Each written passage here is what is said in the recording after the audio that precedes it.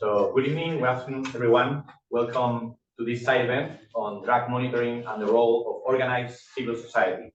My name is Antón Gómez Escolar, and as a member of UNAD's Global Drugs Policy Commission, I will be moderating today's session. This event is organized by UNAD and supported by our esteemed sponsors, the Spanish National Plan on Drugs, the European Union Drugs Agency, Stans Zurich Solier Enrichment und Peine, sorry for that, Asociación Bienestar y Desarrollo, and Dianova. Our goal today is to explore drug monitoring efforts and the role of civil society in this crucial work. We will hear from experts on EU-wide monitoring initiatives, followed by insights from Zurich and Catalonia. At the end of our presentation, we will open the floor for questions and comments. We open the event with a few words from Elena Álvarez Martín, the Deputy Director General for Institutional Relations at Spain's National Plan on Drugs. And we will have a series of speakers like James Montague, is the head of EUDA's Substance Use, Harms and Responses Unit, where she has been working since 2010. She has been involved in drug research policy and practice since 1994, both at national and European levels. I think Elena can start and then we go with James. I'm sorry. Thank you, Anton. So good afternoon to those in Vienna here and to those joining us online. It is an honor for me, on behalf of the Government Delegation of the National Plan of Drugs of the Spanish Ministry of Health, to be here today and to have the opportunity to deliver the opening remark at this side event. To begin with, I would like to thank UNAD for its kind invitation and for providing us with this space for dialogue and reflection.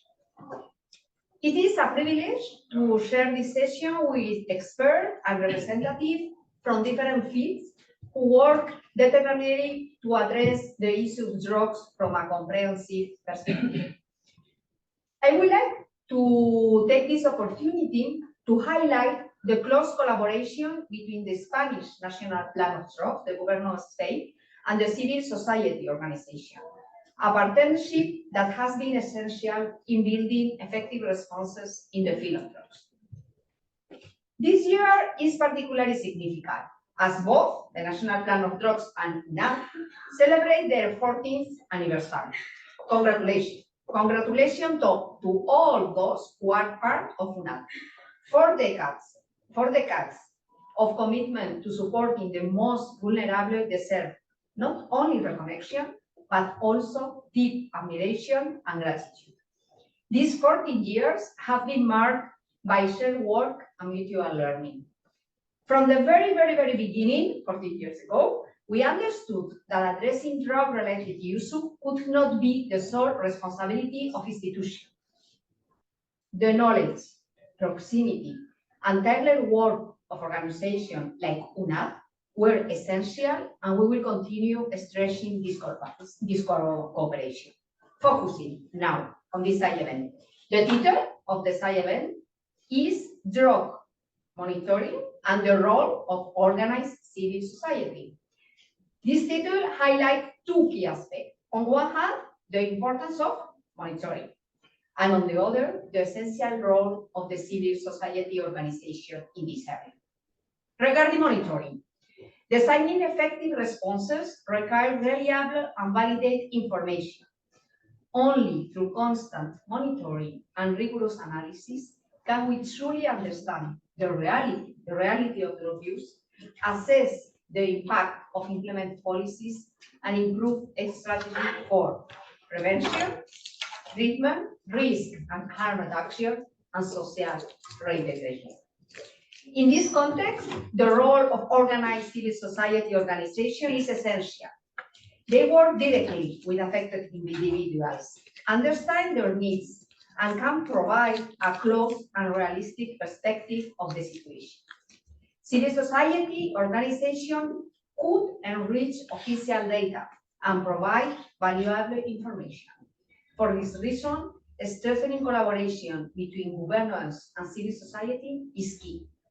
Let me recall, I have here to my right Jane Montanay, that the mandate of the European Union Drug Agency acknowledges the crucial contribution of civil society to drug data monitoring. I am confident that the exchange of ideas in this side event will be enriching and help us reflect and help us to know how to continue make progress in this. To conclude, I would like to thank all the participants in this event and express my appreciation to the important work each of you does every day. Let us continue strengthening collaboration and dialogue, as only together with shared responsibility can we keep moving forward toward a safer and a more secure society. Thank you. Thank you very much, Elena, for providing the side of the Spanish National Plan on Drugs. So now let's hear about the European perspective from the European Union Drugs Agency. Jane Montanay, she's a head of the EUDA Substance Use, Harms and Responses Unit, where she has been working since 2010. She has been involved in drug research, policy and practice since 1994, both at national and European levels. Thank you very much. Thank you very much, and thanks everybody for the opportunity to join you and present today. So I'm going to do this rather than say, okay, just a little finger going up. So let's go.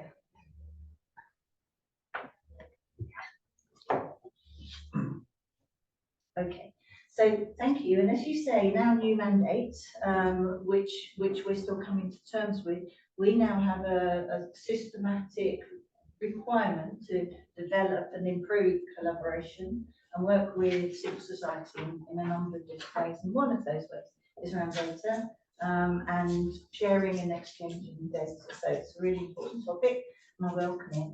And I just think, you know, it's always good when you're doing a presentation, makes you think a little bit, because I know we've always worked with civil society in very many ways, but I haven't always thought, oh, they're civil society, they're partners. And actually, okay, then I have to go and almost think back, which of our partners would identify as civil society or not, or governmental or non-governmental. So we do have quite an integrated approach, actually, and perhaps now we're kind of, you know, thinking a little bit more clearly. But just as an example, one of our focal points is an NGO. I worked in the focal point that was an NGO many years ago. We do support and sit on community scientific committees for correlation and their monitoring initiatives. We have NGO civil society members in many of our networks. We've got 20 plus monitoring networks that support the RATOX network with NGOs and civil societies. Some of you may be involved in our studies, our trend splitting studies. There we really draw on people close to the ground who know what's happening, people with lived experience, you know, etc. People in services close to the ground. And then we also support European conferences often that are led, whether it's harm reduction, drug health, prevention. So there's a whole range of ways that we do work with civil society. But a key one, and it's the area I'll probably look at today because we're talking perhaps as a focus on drug checking, is with networks. We have, I think I can pull out 3 NGO either led or dominated networks that we support for drug monitoring. One is the TEDI network, which we want to talk a little bit more about drug checking. But another is the ESCAPE network, which is a group which is a harm reduction agency is often working with forensic colleagues to look at syringe residue analysis, kind of an interesting one. And another which is the European Network of Drug Consumption Rooms, and we've just had another side event looking at that topic, where we're also working with that network to develop. One of the things is the monitoring. With these groups, I think the co-creation is the only way to do it. Work together, look at, you know, what's the win-win for everybody. Because actually, for the networks in civil society, data collection isn't necessarily main interest. Often it's harm reduction, a service provision, but there is usually a win-win in terms of actually getting good documentation, being able to also, you know, be part of a bigger network around understanding trends and analysis and what works. So we do have, with these networks, we typically focus on data collection, protocols, harmonization, look at data quality. And we've been providing some dashboards where we can interact with each other, virtual communities of practice, look at the data visualized, and try and make it kind of an interesting experience. Sorry. If we then move down, so that was a little bit, and look at particularly at drug checking systems, we do actually have a little bit of monitoring as to what's happening in Europe. These being drug checking services providing individuals who use drugs with information on chemical content of their drugs, but they also, as I said, often provide other more important services in some ways, but you know, supporting people, counselling, etc. There are 12 that we are aware of at the moment in EU member states, plus Norway, and there are also, as we will hear, in Switzerland, the UK. The data, when we're just taking that angle, is often event level data and city level data, so it's not the sort of same as the big country data sets we may get in other areas. So again, so with drug checking, as I say, in terms of objectives and benefits, it's not about data and monitoring, that's the secondary, which, you know, just to put it in perspective, it's harm reduction, contact with hard to reach populations, supporting informed decision making, preventing unintended overdoses, poisonings, offering counselling advice, delivering alerts. So that's probably more the focus. However, there's a really interesting for us aspect that's around timely insights as to what's happening in drug markets, what people use and what they think they use and what the difference might be. It's been really useful in terms of understanding new drugs, the MPS drug market and early warning systems. Quite a good strong link there. Actually getting information from groups that are otherwise perhaps hard to reach, and also online with the crypto market, so there's been some quite nice sort of innovation there, and getting some extra data and variables about people who use drugs we may not otherwise get. And again, a little bit of context, what we know, and it's always kind of trying to place the data that we get. Some of the data is on site or from mobile venues, festivals, nightlife, others more community-based data, different opening hours, some are integrated.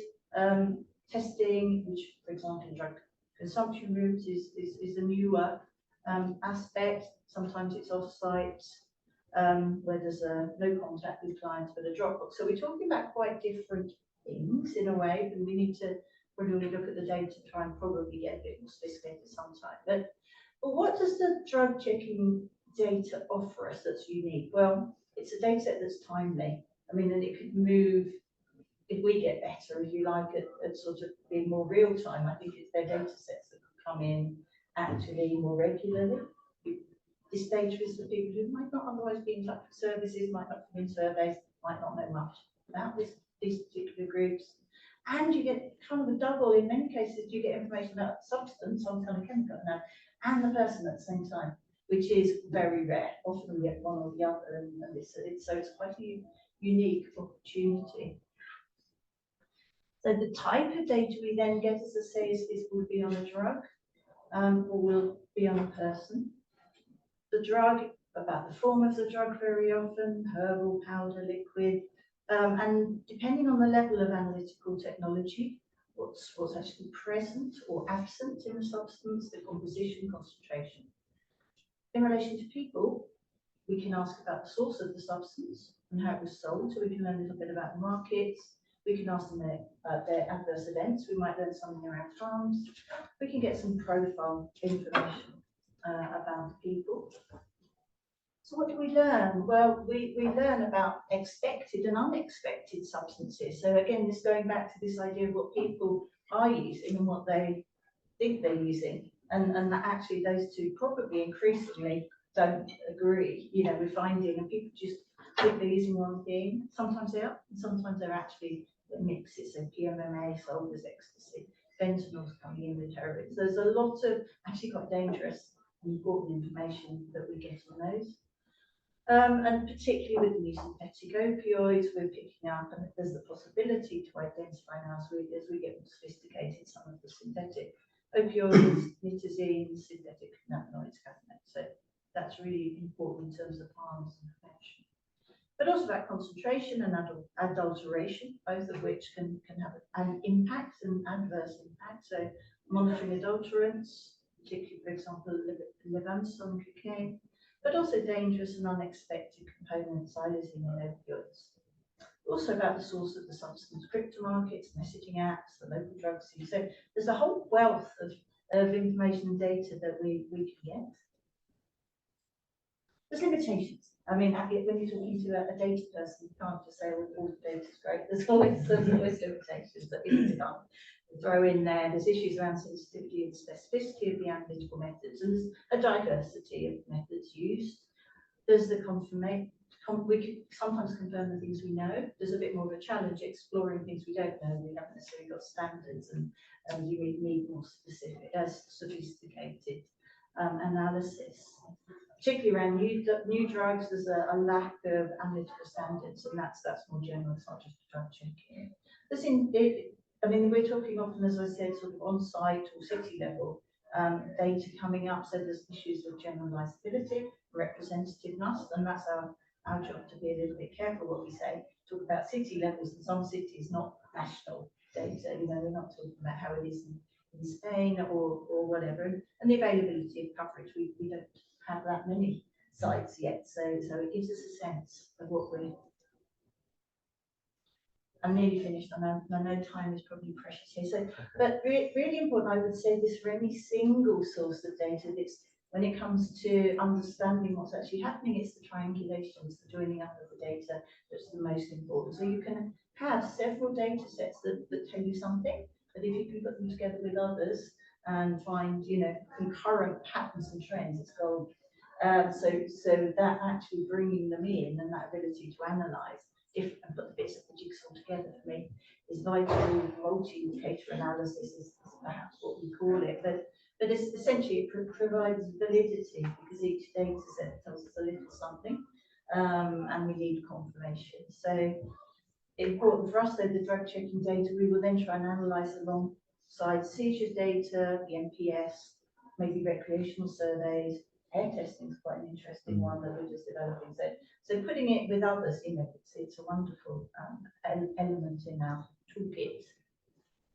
And to finish, like for the future, so we've got a great collaboration with the TEDI network, which is really exciting. Right now, we have aggregated data from the network every 6 months. We use it in the European Drug Report, the Markets Report. We've got it out on the statistical bulletin, which is fabulous. So the data sets there now to be shared, and we do ad hoc analyses as they come up. What we're hoping to get is to move to a more regular data collection every 3 months, and we want to integrate to the extent we can in some of our new services. So the alert system that we're establishing now at European level, and the threat assessments that we will be doing. So we're hoping for more exciting collaborations. And here's just some of the resources that we currently have. So you've got the Data Explorer, where we can look at some of the data from the drug checking statistical bulletin, where it's available to download and play with. We've got a page on drug checking, and we had a publication which we did with the network not that long ago on health risk communication strategies, which was and that's it. Thank you very much.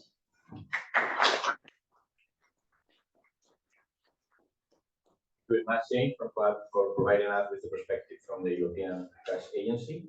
So let's move to Dominic Shori. He's an expert in harm reduction related to drug use, with a background in nursing, philosophy, and history. He has worked on national addiction projects at Infodrug, the National Center for the Coordination of Addiction Services in Switzerland. Since 2020, he manages the Drug Information Center, DIZ, Zurich. The DIZ is a focal point for the correlation network and is providing substance analysis and counseling for recreational users. He has also published studies on the composition of drugs in the illicit market, establishing himself as a key figure in harm reduction. So, Dominique, the floor is yours. Thank you very much. Actually, I didn't write this introduction myself, so I get announced as a key person. That's really flattering. Thank you. Maybe just to start, it's a real good opportunity to, as you may know, Switzerland is not part of the European Union, which leads me to an old running gag that we have when we see the European map of drug use. It doesn't mean that it's a grey spot in the middle of Europe, there is no drug use, but that's just an idea. But we have found a lot of good ways to collaborate within TEDI, with correlation network, as a city at least, not on the national level, but as a representative of the city. And this is really a good situation for us. As you can see, that's our office. The weather is not always that nice. That you can picture. Which one? It's a small building there with the reddish roof, actually. But what is interesting is the picture was taken from the famous Platzspitz, that was the Needle Park in the early 90s, and our service was built in that time, so mid-90s, as a street work project for young people using heroin. So we always see a bit like also the history of drug policy in the city of Zurich. What we'll do is drug checking, which I will focus on today. A lot of counseling, different ways of also long-term counseling, a lot of inputs and workshops for schools, for people who are using drugs, for professionals. We have still an outreach work service. And what is quite interesting that Swiss cities are now exploring models for a regulated cannabis market within pilot trials. And for us as a Harvard reduction organization, we are part of that pilot trial in the city of Zurich. And it's very interesting also to contribute to that debate about a regulation as a harm reduction organization. Just an overview, Jane already mentioned some points according to also what we have in the TEDI papers. What is important also to mention, sometimes there are misunderstandings what drug checking is. So for example, if you have amnesty bins on a festival to monitorize the market, what's going on the festival, that is not what we would call drug checking, because there is no exchange of information, of expertise between a person who uses drugs and the professional counseling, or also peer could be. So this exchange of information between two people is really crucial, and it's also important to highlight this because a lot of information that I'm going to present here is also from those people because they trust us. This is really important. Would say, I mean, drug checking, you also mentioned some points already, Jane, but I mean, I would say it gives you really exclusive insights and almost in real time what's going on a local drug market. We can, as you already mentioned as well, make some conclusions about the market, but as well about consumption realities, about the patterns of consumption, also about motives. So why are certain substances getting more popular? That's really important also to explain some trends. Always the focus is on public health and harm reduction. We think that the risk of bias is comparatively low compared to other like statistical surveys. I mean, also in Switzerland, the use, the possession, and so on for drugs is still illegal in our country. So it is therefore crucial to build trust to people who use our service, and guaranteeing this anonymity is also a key factor for getting valid information, I would say. So people who use our service, they trust us. And so we consider the risk of getting biased information as relatively low. And also a weakness of the data that you already also mentioned, I mean, it's self-selective. We only see what people brings us in our service, so that the question of representativity of the market in Zurich is at least questioned. I just picked some current data trends. I just realized there is no clear definition of when we call something a trend, actually. That would be maybe a known story. I will reflect about on the increasing purity of cocaine, of the dynamic market, especially for the catechinols, the dynamic, or let's say more chaotic market for cannabis at the moment, at least in Switzerland, the increasing interest for ketamine use, the digitalization of the drug market, and the changing opioid market. As you can see, our service evolved over time. We started with 30 samples in 2001, and now we were up to more than 4,000 samples that we are testing, at least only in Zurich. Just to compare our data to other data sources, we are testing more cocaine samples than all forensic labs in Switzerland together. So I would say we have at least some deep insight into the realities of some drug markets. What is also important to mention, an increasing number does not necessarily means that there is an increasing use of drugs in the city of Zurich. I mean, our service has expanded quite massively over the last decade, at least. And we also believe that the stigma to use our service has decreased because of also the success that we have. So we think this reflects more the the expansion of the service and the trust that people that they have to us. Yep, next slide. First trend that I want to mention is this increasing purity of cocaine. That's not only a thing that happens in Zurich or Switzerland. All European cities who have drug checking services see similar trends. But it's interesting. We had a decrease from 23 to 24, as you can see from this record of 86.9, if I see it right, to 81.9%, but we're already back to almost 85% in the 2 first months of 2025. So I would not call this as a trend, like there's some kind of decrease. It's also interesting to see that there is almost no impact of a global pandemic, of record seizures at the border, on the quality, on the availability, and also on the prices of cocaine on the local market. I mean, at least we should see some impact if the product seemed to be missing. We had, sorry that this slide is not translated, but I will help you. I mean, the substances are quite understandable, even in German. It's phenethylamine, Lebanese coffee, and procaine. We had a strange trend over the last 3 quarters of 24. We saw a quite significant increase of adulterations and specifically of procaine, so this local anesthesia. And what was also interesting to see that not every drug checking service monitorized the same thing. So I guess Spain, Portugal, and the south of France were not having this trend of increasing use of procaine. And for us, it was really important to react to that trend because, I mean, procaine is a local anesthesia, but when you inject it, for example, when you start to inject local anesthesia, then it's not local anymore. So this might put this, especially people who are injecting procaine into danger. And also we try to estimate a bit about the risks. I mean, how many milligrams would put you in a risk if you snort cocaine. And this trend, the trend already seems to be over. So really back to normal, whatever normal is in that case. We see clearly, and not only in Zurich, an increasing interest for catechins.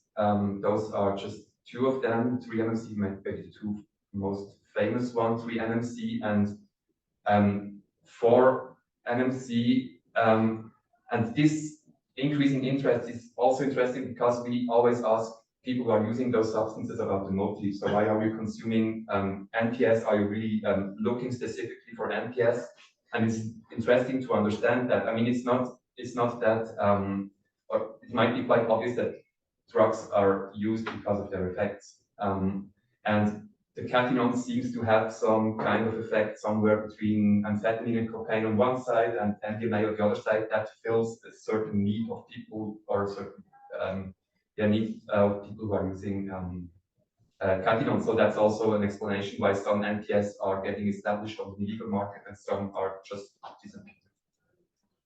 But on the other hand, the slide before was just about what was declared when they bought their sample. What we see now is a very, very chaotic situation concerning catechins. You can see, I mean, Mireia, you could tell much more than me about the different substances, but we see an impact of banning certain substances, for example, in the Netherlands. When 4-MMC is getting banned in the Netherlands, we see a massive increase of 3-MMC. Then 3-MMC gets banned, then we see an increase of the C group, so the CMC, which seems to be more neurotoxic than MMC at least. So this also puts people, it's exposed people to new risk, and you can see you can never trust your source. That's maybe the main message of those alerts that we published. It's just a small example. There is some myth going around that there is a massive increase in the THC amount of herbal cannabis in Switzerland. we don't think that it's true. We also, as you said, Jane, we also try to triangulate it with data from the forensic labs, where they have quite long-term statistics, and the amount of THC in flower cannabis is almost stable over the last decade. So it's always around 12 and 15%. So it's just not true to say that there is a massive increase in the amount of THC. But we also see a very, very chaotic situation on the illegal cannabis market. New products, vapes, oils, edibles with different synthetic cannabinoids, old synthetic cannabinoids, semi-synthetic cannabinoids, new ones, old ones. So in different products, it's very, very hard for people who are using cannabis to know something about the compounds without using a project. Also an example for some kind of triangulation, we realized that there is increasing interest for the use of ketamine. And so we see it in the percentage of the numbers of samples in the drug checking service on the right side, but we also see it in wastewater analysis, and we know that there is no increased use of pharmaceutical ketamine, so in hospitals, for surgeries, or paramedics, or stuff like that. So it's very likely to say that there is an increasing use of ketamine among people who are using drugs. And what we did out of that, and that's really, for me, very important to highlight it, how are we using those kind of information and this kind of monitoring that we do. Unfortunately, it's in German again, but what we did with that information is we realized that the use of ketamine has two main risks. One is the unknown compound, so you can solve that with drug checking. And the other thing is the amount of the substance that you use, so the risk of overdose. And if you snort ketamine, like if you're making a line and you're probably not sure if you're consuming 50 or 80 or 90 milligrams of ketamine, and this makes a huge difference in terms of the effect. So what we did, we posted on Instagram some kind of information about how people could produce their own nasal sprays with powder ketamine. And it's also very important to highlight that there is a lot of misunderstanding when it comes to harm reduction in general. This is not advertising people to use ketamine. This is informing people who are already using ketamine to do it in a less risky way. This is really, really important. This huge misunderstanding that all the time comes up. We also see, we would say, the digitalization of the drug market. So we ask every person about the source. I mean, not the specific address of the dealer, of course, for obvious reasons, but in a more broader way. And we see the red columns. We see a constant increase of digital markets. We count digital darknet, messenger service, social media services, stuff like that. And this led us to also being present on those channels. So we want also to be present in darknet forums, on Telegram shops, and we also try to contact vendors when we tested something that was very, very concerning. We never got flowers actually for that work, but sometimes the substances just disappeared from the market, which is some kind of indirect regulation, I would say. What means private in that context? Private means I know someone who knows someone, and we went to his apartment, and so that's private contact. Yeah. Friends, peers. I mean, we could do a whole session about the changing opioid market. I want to be very short. We had so far 2 samples in our drug checking service with oxycodone pills, so fake oxycodone pills containing nitazines. The left one wasn't that concerning because it was purchased online on a darknet shop in the US, as far as we know from the person who gave it. So we could at least say this one is not circulating on the local market. But the right one was that was a private contact actually. So this one seems to be circulating on the market, but it's really, really dangerous. And we got photographs. So the photograph in the middle is from the person who used our service. And as you can see, there is a huge misconception for people who are using opioid painkillers and benzodiazepines from the illegal market. When it's in a blister, like the package looks very, very, it's very good manufacturing, not the pill so much as you can see on the right side. But this puts people really into danger because they have misconceptions about that, and to inform people about those misconceptions that they putting themselves into danger if they trust the package or the blister is and important. So thank you very much.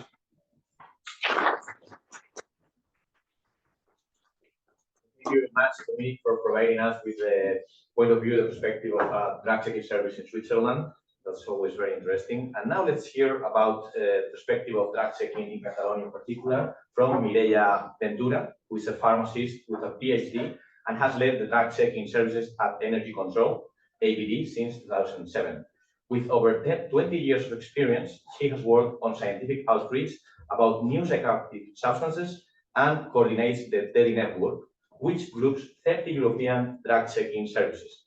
Additionally, since 2017, she has been a member of the Civil Society Forum on Drugs of the European Commission. So, Mireia, please tell us about the Catalonian perspective. Thank you. Thank you for the introduction. Thank you for the invitation tonight and for all the preparations to make this possible, that I know that it's not easy. And also today my idea is to explain a little bit the experience that we have from energy control, implementing services, and this was also thanks also always to the support that we have from the government, because this type of services, and Dominic, you will agree with me, is not possible when you don't have this support, but also it's very important the implementation of different services that you have in your country to then implement this added value, which is the drug checking service.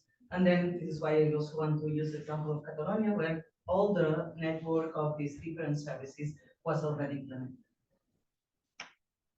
So you were talking about this already, but only to highlight these key points for the checking services is mainly that we are monitoring the demand of the substances, because we can contact directly with the people who are using drugs and also monitor drug markers from this end user's perspective. And also it's very important to understand what people are actually consuming. Dominic was also referring about this, and also Jane, that is not only what they want to consume, is what they are actually consuming. Also done this type of trend analysis, and to try to also provide these insights on current trends in drug use. We know perfectly that things are changing very fast at this moment, so it's very important to know exactly which are the drugs that people are consuming, which are the trends that we need to face at this moment. In this sense, it's very important to build this user trust. So Dominic also was mentioning this, for us is key to have the trust of our public, and to establish this trust and to be able to understand better the type of substances that they are using, but also the substances, but also the type of interest that they have. So not only what they are consuming, also what they are looking for. And also giving this a big opportunity for harm reduction is very important, to create this direct channel to promote this harm reduction, and also to offer this support to people who are using drugs.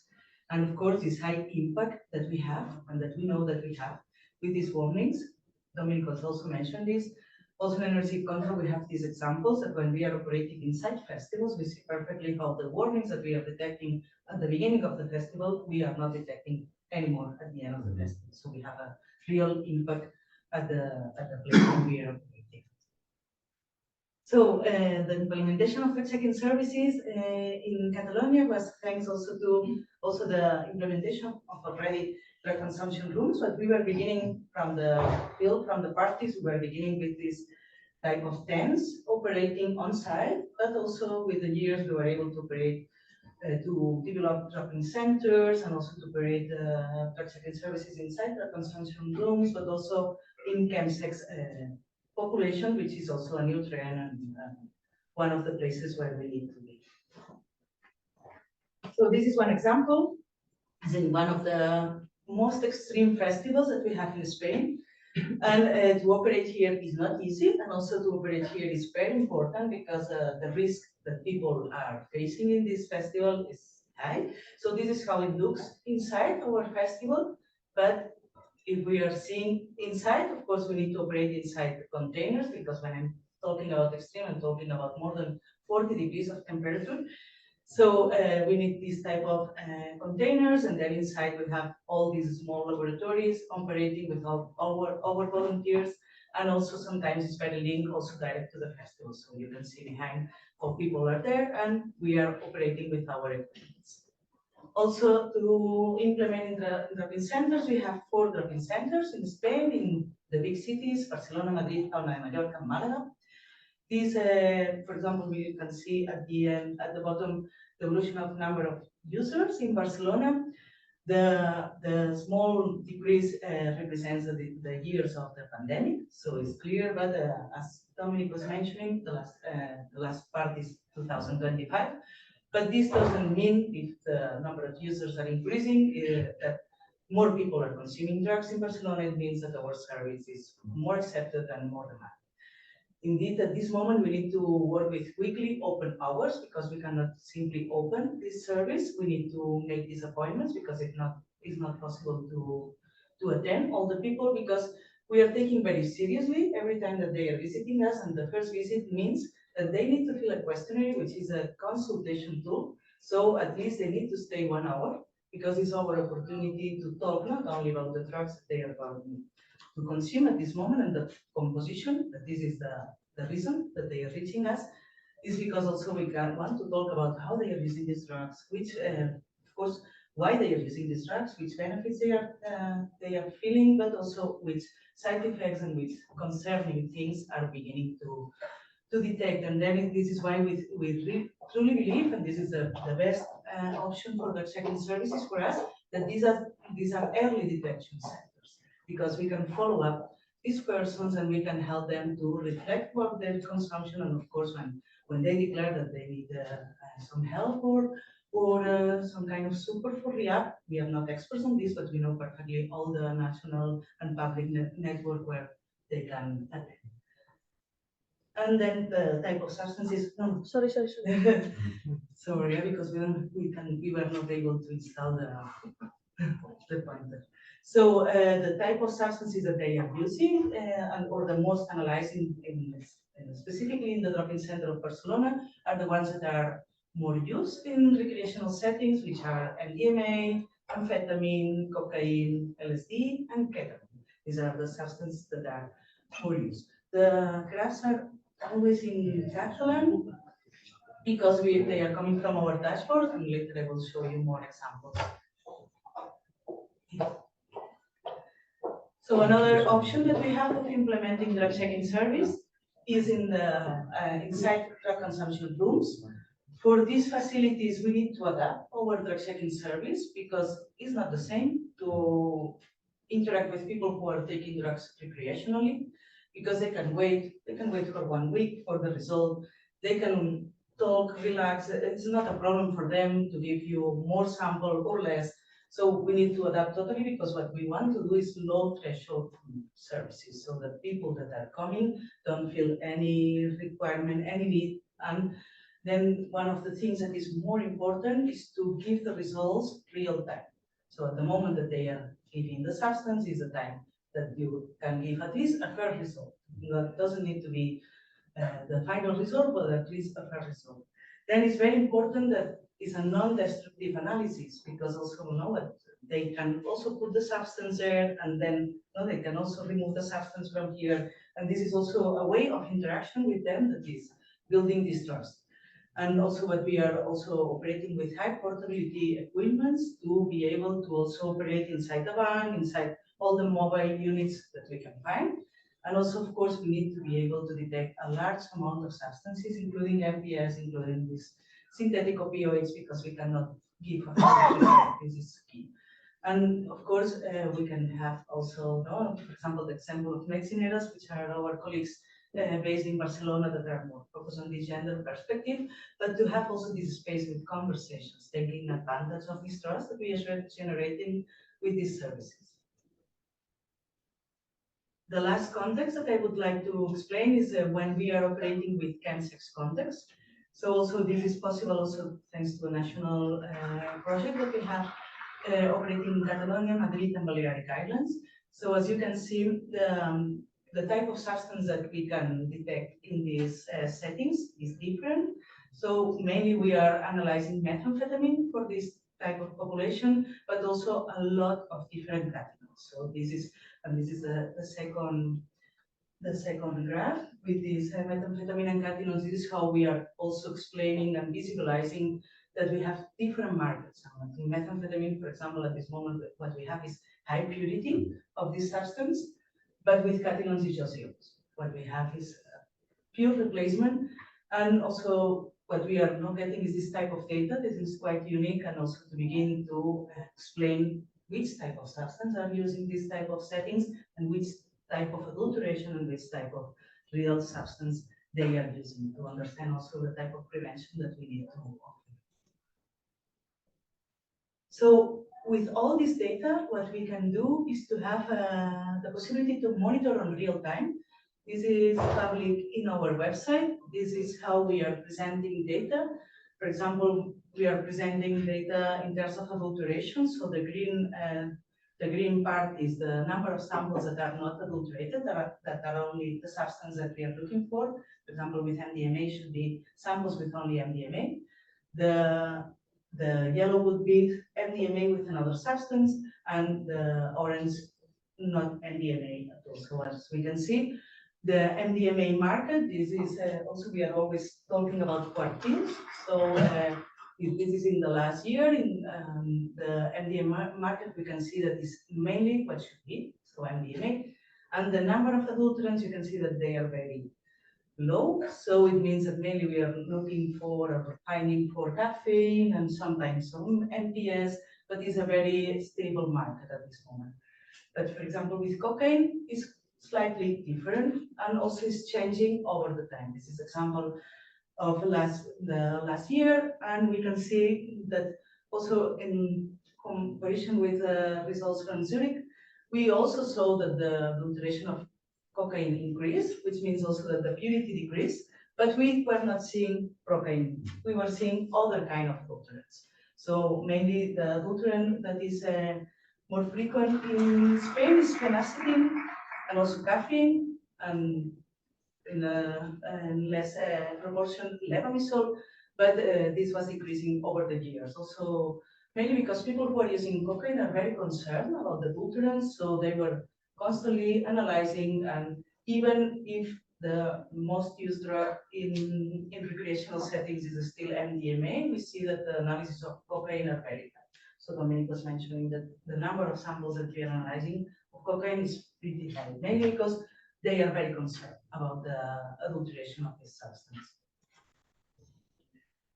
And also we can see, for example, the other things. No? We can see also how many persons are able to analyze before the consumption. For example, with cocaine is one of the lowest, so only 30% of people are analyzing and not trying the substance, even not a little bit, so they are only a little bit, but it's a public that is going only not to the drug checking services to know, but also they are having a very close relation with the people who are selling the drugs. So we can see also in this other graph, this is from our dashboard, that this is something that we are having for the government of Catalonia, because it's our way also to present the data in aggregated form. But we can see, for example, in the graph of the left, that mainly the person, 75%, the type of relationship that they have with the dealer is a trust dealer,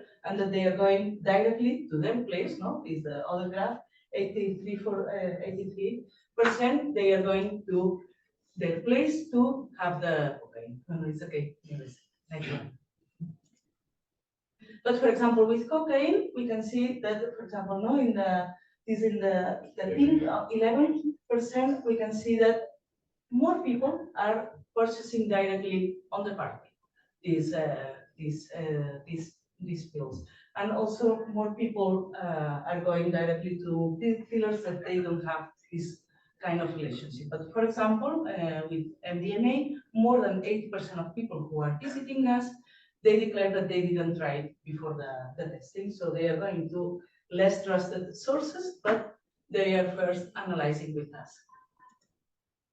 Question: Is it the same age group when you talk about people using cocaine and MDMA? Yes. Or is it a totally different one? Yes, maybe it's the same. Yeah. We are talking about this recreational people, and mainly people who are visiting drug checking services are older. So if we are operating on site, they are younger, and we can have more women, but to the drop-in centers, normally they are between their 30s and mainly men. And for example, so we can also monitor over years. For example, these are trends that we were detecting with NDMA. We have been operating since 1999 for the duration of PMA. And then what we have been seeing is that first it was with PMA, but in 2005 we detect other MPS. And this also what was making is that people didn't trust with pills. So then what we saw in 2006 is that we were having another introduction of a format of MDMA. In this case was crystal. And then what we were seeing also is that depending on the availability of MDMA, we could see the appearance of MPS. So MPS, we are detecting them since the beginning with MDMA, but mainly what the problem was in 2009, that also this was linked to the China Olympic Games, that the precursors were coming from there, so it was not possible to produce MDMA in Europe, and then we could see this MPS replacing MDMA.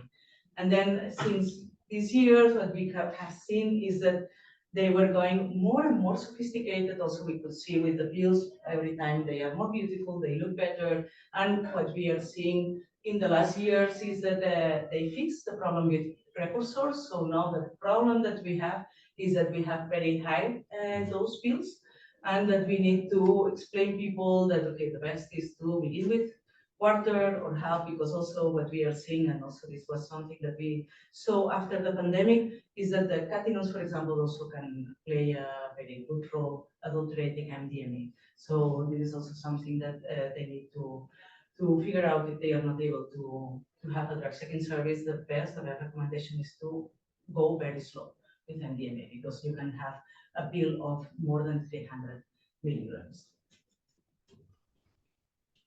And this is, for example, another example. No? When we are monitoring over the years, we can have an idea of how this market was evolving.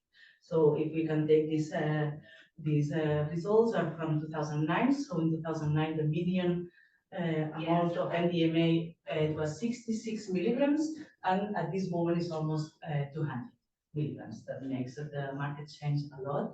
And sometimes we need to do this kind of warnings, as a warning that we had.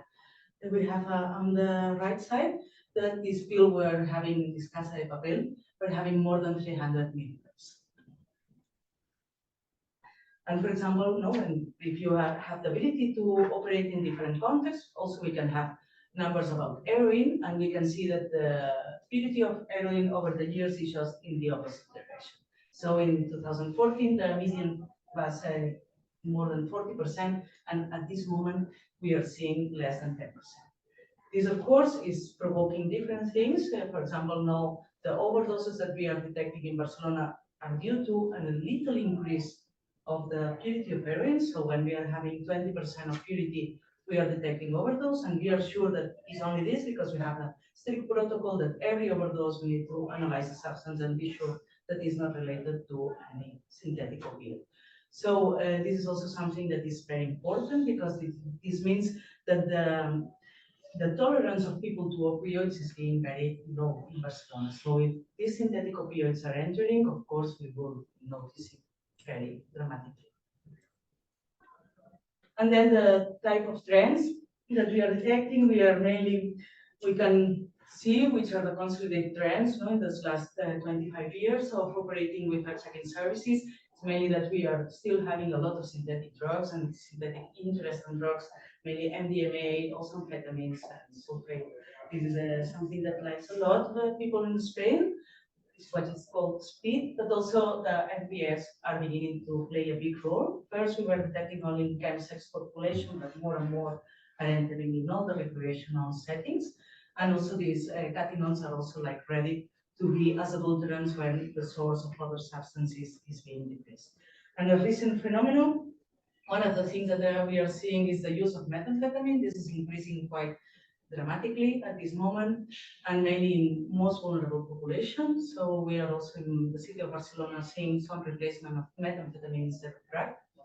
And then also the use of ketamine, that in Spain was mainly thanks to the TUSI, this TUSI phenomena, that is called as a, to see as a new drug, but finally is a bunch of substances, mainly ketamine and MDMA at this moment, but in the beginning also was with caffeine. And this dilution of ketamine also made people to increase with tolerance of ketamine. So what was mentioning Dominic is really crucial with ketamine, a little bit increase of amount of milligrams. What it makes is that people are not able to manage it.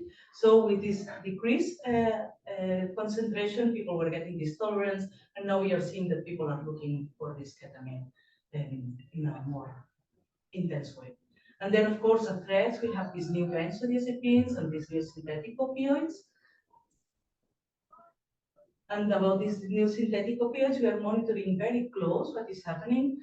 What we have sure is that we don't have them as adulterants, and we are not finding them on the streets, but sometimes we are detecting these nitrogens. But mainly are courses on the deep web or by psychonauts who are exploring new experiences. So it's not a trend, and it's not concerning in the sense that we can be concerned about how people are finding these substances without knowing. So at this moment, people know. And we have a lot of conversations with people who are purchasing these substances to understand why and in this context. And in this moment, we are sure that this is the reality in the city of Barcelona. So, as challenges, we have this low purity of heroin and this decrease of tolerance of people, but also these nitrogens that are difficult to detect, and also the increasing presence that we are detecting in all the countries surrounding us, and also this high consumer preference for depressants. So if they are using methamphetamine, of course, they need a depressant to reduce these effects. So we are seeing more and more that people are looking for these benzos and other opioids, and also this cross-contamination between these markets, as is quite concerning. Dominic was explaining one of these examples. But as key points and things that make us feel that we can manage this big threat that we have in front, is we have this government support, and also that it's much more easy to implement services when they are already there in place. For example, what we have in Catalonia with all this extension of drug consumption rooms. And then it's relatively easy to expand if needed when you have already these services implemented.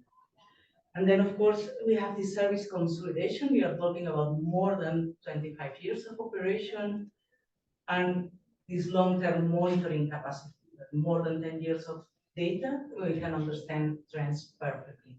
But also, we have the trust of our target audience, and this is key, because then we have the ability to collect comprehensive follow-up information. And when we detect something, we are able to contact again the person and to ask for follow-up, when it's detected, but also this ability to recontact them and to collaboration from the persons who are involved. Because finally, in the moment that we are in a moment that we need the collaboration of everybody, because it's not easy what we are facing.